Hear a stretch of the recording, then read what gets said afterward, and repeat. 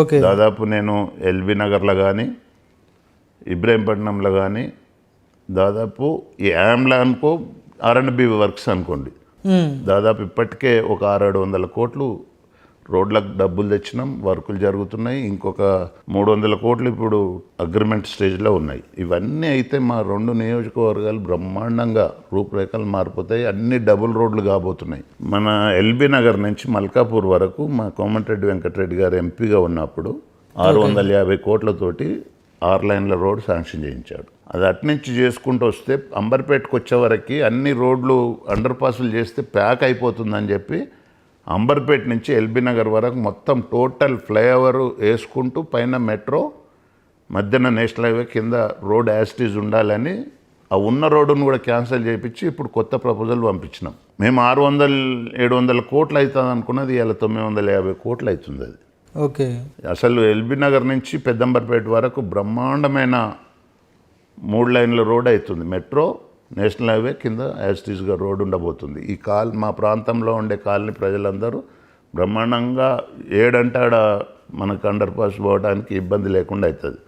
మీరు వనస్థలిపురంలో చూసారు, ఒకటి అండర్ పాస్ చేద్దామని చూసారు. ఓకే.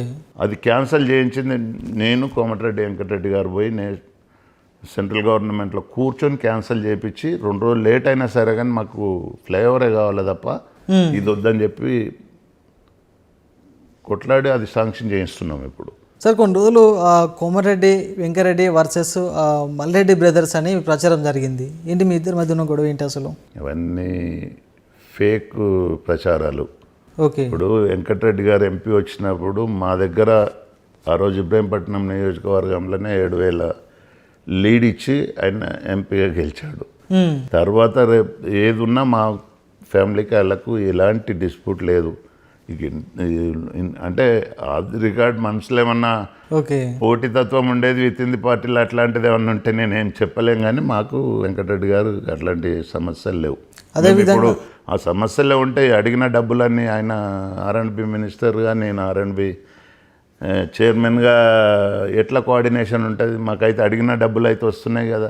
700 కోట్లు రాష్ట్రంలో ఏ నియోజకవర్గాలకు రాలే, మాకు వచ్చినాయంటే మరి మాకు వాళ్ళకి మంచిగా ఉన్నట్ట చెడ్డ ఉన్నట్ట? నువ్వు చెప్పాలి.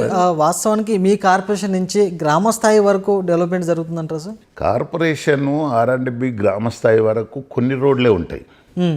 మిగతా ఈ పంచాయతీరాజ్ రోడ్లు ఉంటాయి, లేదా జిల్లా పరిషత్ రోడ్లు ఉంటాయి, లేకపోతే మండల రోడ్లు ఉంటాయి. ఓకే. మా R&B రోడ్ల వరకు బ్రహ్మాండంగా మేము రోడ్లు శాంక్షన్ చేయించి